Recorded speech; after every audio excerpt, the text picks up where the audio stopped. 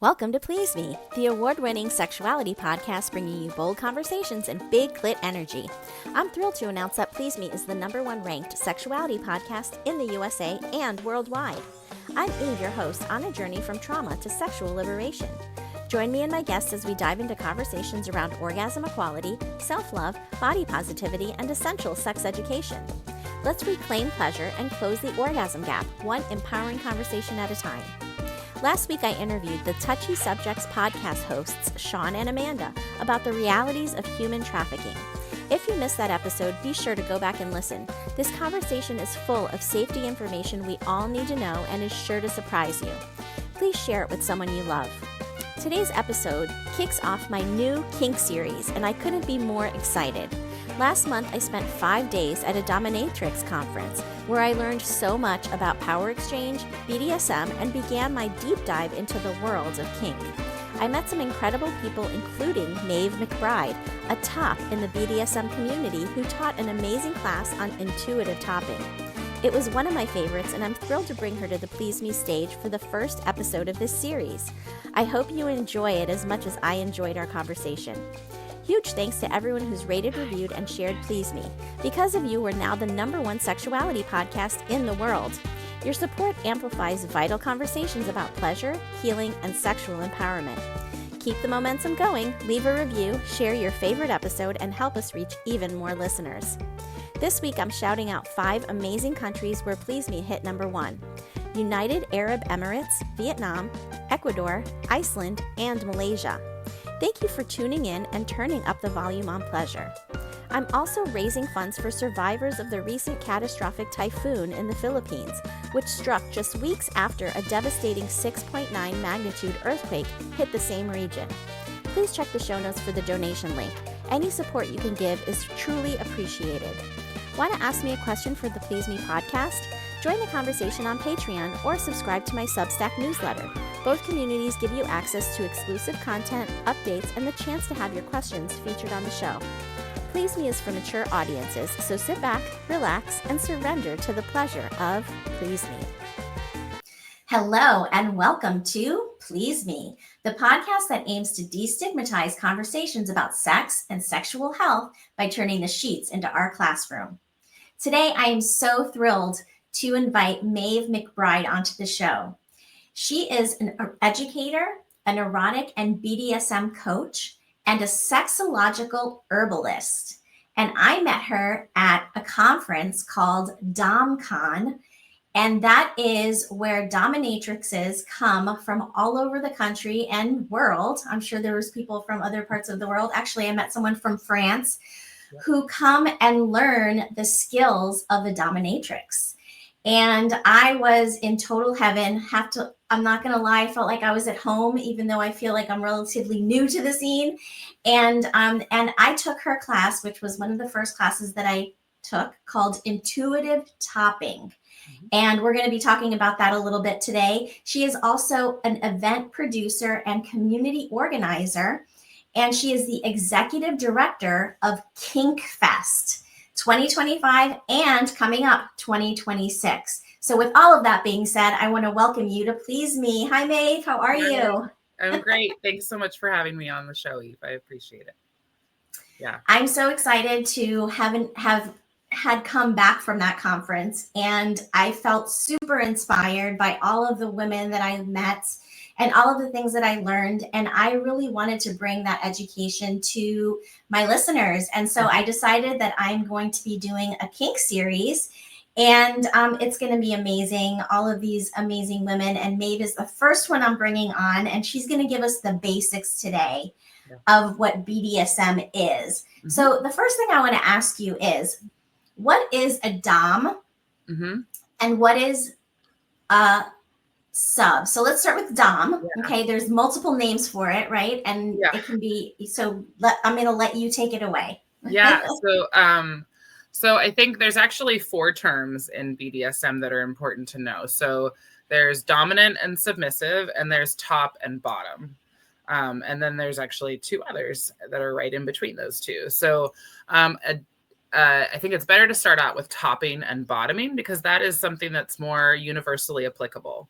So in BDSM, a top is the person that does the things. So like if we're going to do an impact scene and I were topping, then I would be the person that was doing the impact, right? Causing the impact. And the bottom would be the person who's receiving it. So there's power in both of those roles, and they're clearly negotiated. In between a top and a bottom, a person who does both of those things as like their general persuasion or how they orient, is a verse, VERS, right? It stands for versatile. I like to do the things, I like to receive the things. The terms that most people are familiar with when they think of BDSM are dominant or dominatrix, and submissive. So in that kind of, we call it a power exchange, there is a negotiation, and the submissive gives the power to the dominant to do certain things that are previously negotiated. So the key is negotiation is important in all of this. And these are established roles, and they're designed to give a good container for us to play in. So that's what we call what we do is play. And play is not always sexual. So the dominant is often the person directing the things. So a submissive can actually do things at the direction of the dominant. It's not just a one-way street as far as giving and receiving, but the dominant takes on a lot of the decision-making power within the negotiated role. And then the submissive, the trope is that the submissive gives a lot of power to the dominant, and that can be true. The submissive will receive things that the dominant decides on, again, within negotiated limits. But in my opinion, there's power in all of these things. When we have power exchange, for instance, between a dominant and a submissive, the dominant is receiving power from the submissive to make choices or to do things. But then the submissive also has the power in that they are giving the opportunity for a dominant to do things. And so we think of them as these power imbalances, when in reality, I see that there's power being exchanged, and that's why we call it power exchange. So I hope that information helps. In between, a person who does both, who engages in dominance and submission, sometimes in the same scene. So the scene is a specific play session, but maybe also in their lifestyle or within a given role or amongst a lot of different relationships, there's a switch. So a switch is like a verse, except for they engage in that power exchange. Okay, I had never heard the term verse, so that was a new one for me. So, see, we're learning together, and I'm still learning so much, and I'm just like fascinated by the whole kink and BDSM world, and so I'm so excited for you to be here with me today. And I want to talk about when it comes to topping, because your class was called intuitive topping. Yes. So when it comes to topping, where does the intuition come in? Well, that's a good question, and that's the primary purpose of the class. So I think the first thing is to dispel the myth that intuition is synonymous with being psychic. So that's the idea behind the class. We're not psychic. When I'm topping or I'm doing a thing, like if I am with a client and I am and we've negotiated something that I'm going to do for the client, or with a partner, or just somebody that I'm going to play with, there's a certain aspect of what I like to call data collection that needs to happen. Intuition is not being psychic. Intuition is pattern recognition and the ability to make a choice based on previous data that you have, or previous experiences is the term most people would use, and then use that information to intuit or determine what the best next right thing is. What is the thing that I should do? And the thing about intuition is it happens in real time, right? So it is quite often our in the moment decision-making capabilities, and the process by which we determine in BDSM how a scene would go, or the next thing that I'm going to do as a top. It's a skill. So it's something that can be developed and honed over time, and it naturally will, regardless of a person's effort. But there are things that we can do, different sorts of observations that we can specifically make in a person's state of being or their state of wellness. There's observations that we can make regarding their behavior and how they're responding to the input that we are giving them. And then we use all of that to make that next best right choice. So that's the concept behind it. What I found is in both my educational practice and in coaching that people get really hung up on what do I do? What do I do next? And rightfully so, people are really concerned about screwing up and hurting or harming a person. So we say in BDSM, like we negotiate hurt, like receiving impact can be painful. It isn't always, right?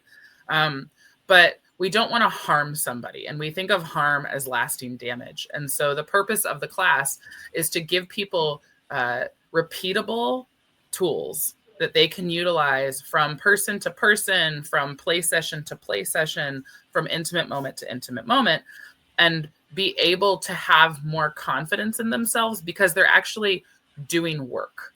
They're taking the time to process what has happened in the past, think about what they want to do in the future, and then gradually they become more confident in doing that in real time. Yeah, so you're looking at things like if a person is moaning or if they are breathing heavy or their body language, anything else, like what else can you add that you're actually physically looking for that can help you and guide you to that next best thing. Yep. And hone that intuition. Yeah, exactly. The challenge comes in that we can talk about nonverbal communication and body cues. I work with a lot of folks who are in what they would consider themselves to be neurodivergent or neurospicy. I myself am as well. And so not everybody has the natural capacity, or it's not even an inclination, it's the way that our brains are wired to be able to observe things like a person's facial mannerisms and their expressions to determine what the next best right thing is to do. Okay. So the thing that we want to do is we also want to focus on the individual. So there are we could say that there are general guidelines or behaviors that humans engage in, but we're playing with a specific person, not all of humanity. And so it's important to determine yes, of course, we can learn these broader behavioral patterns that we consider for a population. But then when we're playing with an individual, we have to determine, one, if those are even true for that individual. And two, does that individual, if things aren't going according to a pattern that we've studied, we need to study that individual and really take in a lot of observation. And what I do is I change my gaze to look at the overall person, and then I will hyper focus on certain aspects of their body and just take note of when they are communicating that they're experiencing pleasure, I see their body behaving this way. When they are saying that they're experiencing pain, negotiated pain that's wanted, their body looks like this, or they sound like this. And then that's how we tailor our play to the person that we're playing with. And that's so important because I'm not just out there to get my yayas for what I want. I'm out there to connect with another human being. And I'm going to not only have a more fulfilling play experience, but I'm going to reduce harm by focusing on the individual and really paying attention to the signals that they're giving me. And sometimes that's no signals at all, which is the most challenging. Yes, then you really have to hone that intuition, right? And really pay attention. Yeah, I also need to seek more communication. So there's also ask questions. Yep. More data collection. You don't know the answers to the things that you don't ask about. Right. Absolutely. Yeah. I want to just go back a little bit and just talk about, in my experience, kink has always been tied with sexuality. But I know that, having been to this conference and learned about things like the art of the beatdown, it doesn't always necessarily go hand in hand with sex. Can you just speak on that a little bit? Because I feel like people need to understand that aspect of it. It can be for other purposes. If you've ever wished sex could feel more connected, more intense, or honestly just more fun, you need to check out Shameless Care. They're a telemedicine company built entirely around sexual health, real doctors, real prescriptions, and products that actually work. Like Shameless Chemistry, their oxytocin plus tadalafil blend that deepens connection and boosts arousal. Or Shamelessly Aroused, a topical cream with the active ingredient found in men's ED medication, increasing blood flow exactly where it counts. Every order includes a short video introduction from your doctor, transparent pricing, and no subscriptions ever. Just real, sex-positive healthcare that delivers results. Because you're a Please Me listener, you can use coupon code PLEASEME for $15 off your order of any product on the Shameless Care website. Use the code PLEASEME, that's PLEASEME, at checkout to claim your $15 off. Again, that's shamelesscare.com, code PLEASEME. Because great sex shouldn't be complicated. It should be shameless. This episode is sponsored by Shameless Care. Absolutely. So people engage in kink and BDSM for a variety of reasons. Some folks enjoy role playing. Some people have fetishes, and a fetish is something that is kind of required to turn them on. And when we say turn on, I think of it's more light a person up. We're looking for things that are going to engage our bodies, minds, and spirits in ways that make us feel good or make us feel the desired emotion that we're having. So for instance, like I'm a trauma survivor of multiple forms of sexual trauma. I'm transparent about that in my classes, and I teach a lot of trauma-informed classes because of it. Do I have a license to I'm not a therapist. I'm not a licensed clinical social worker. I'm a survivor. And so I engage in a lot of kink non-sexually because I can get things like endorphin rushes that give me that feeling of elevation or excitement, catharsis, being able to cry.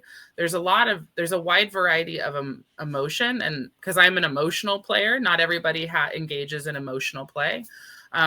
But I can do that within these negotiated roles. And when we negotiate, then we can have these safe containers to explore a variety of sensations and experiences, regardless of whether they have sex or not. I think everybody's on a spectrum, right? I think that's something that is becoming more widely accepted now, especially in sexual communities. We have folks that are asexual. Not that they don't engage in sex, because there's even a spectrum within the ace population. There are some that maybe it's not their go-to, but they will do it for a partner. There's some people who are just non-sexual. They engage in kink all the time. So, I think the biggest example that people have about kink and BDSM is often pornography. Pornography is often sexual. Most of the time it is sexual. And there's a lot of great femme and them content creators now, but traditionally it was for the male gaze. For many, many years. And so I think people get that like sexual, like visual learner kind of input because that's what's widely available on the internet, and don't realize that there's like a whole myriad of possibility behind it. Any type of play that you do pretty much in kink and BDSM can be sexual or non-sexual. It can be sensual meaning that maybe there's a lot of sensual or exciting touch, but it doesn't go to sex necessarily. There's so many different options. And so it's like I like to think of it when I talk to my clients who are new to BDSM is it's layers, right? So what is the thing that I want to do? Who is the person that I want to do the thing with? And how do I want to engage? And what do I want to embody? Those give us these like 4 layers of options. And there's even more on top of that, but that's the more simplified model to basically it's like choose your own adventure every single time you play. So it's not far off from those books, actually. So yeah. And that leads me to my next question, because I think it goes sort of hand in hand with what you're talking about. Can you explain what a scene is? Absolutely. So a scene is a play session. So play can be anything from platonic to sexual. It can include any negotiated aspect that the parties who are engaging in it want to engage in. So a scene, the idea is the scene is the boundaries of we have a start time and we have a finish time. That's the scene. For this allotted amount of time in this particular place, et cetera, we are going to have these roles we have agreement that you're going to do X, Y, and Z. I'm going to do 1, 2, and 3. These are our safe words. Like if something is wrong and we need to stop the scene, we're going to say this thing or do something that indicates that it needs to stop. And then we're going to have this delineated time beforehand for negotiation. During the scene, the best practice is to not renegotiate anything. And I can talk about that, why we would do that in a minute. And then we have, once the scene is finished, something that's called aftercare. And aftercare is where we basically give ourselves an on-ramp to the scene, which is the negotiation and setting the parameters of what we want to do. We engage in the scene. And then aftercare is the off-ramp where we come back down to our regular day selves, right? Even if I was in a dominant position and somebody I was playing in was in a submissive position, we want to like peter out of that slowly, because otherwise you can have drop, which is your drop can get worse. Drop can happen anyways, but like it can feel too jarring to end the scene. And it's like, okay, bye. But then how do I go about existing in the world when I was existing in these roles? And so that's a best practice for safety. In aftercare, we also do things like hugs and cuddles, even if we were doing heavy impact or a beat down, as you took that class. And we're probably going to have snacks, which is one of my favorite parts, which are often pre-negotiated. And then after that, in negotiation, it's good to establish a follow-up schedule. Do we want a phone call the next day just to check in to see how the other person's doing, or other folks, because you can be in a scene with multiple people. So that's kind of the structure. I have personally been in scenes that were very short. Maybe they were 15 minutes. And then I've been in a scene that was an entire weekend long power exchange role play. So they can exist for any length of time that is previously agreed upon. So yeah, so that's a scene. The scene is doing the things. Amazing. And I have a confession to make. After I took your class, I was so curious about what it would feel like to be your bottom or your submissive. Yeah. And so I reached out to you right away, and You're very brave. And I was like, I want to interview you for my show. And by the way, by the way, I am wanting to be your submissive because you were so amazing in explaining how to be an intuitive top. And I wanted to feel what it would feel like to have someone that was so in touch with being intuitive in that moment. And so I asked you if you would be interested, and you said yes. So do you want to just tell everybody what we talked about in terms of our pre-negotiation? I hope you've enjoyed this conversation. For the full episode, over an hour long, join me on Patreon.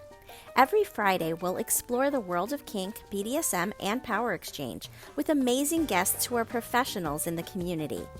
On Patreon, you'll get the entire episodes of my Kink Series, including all the juicy insights and intimate conversations we can't fit in the free version.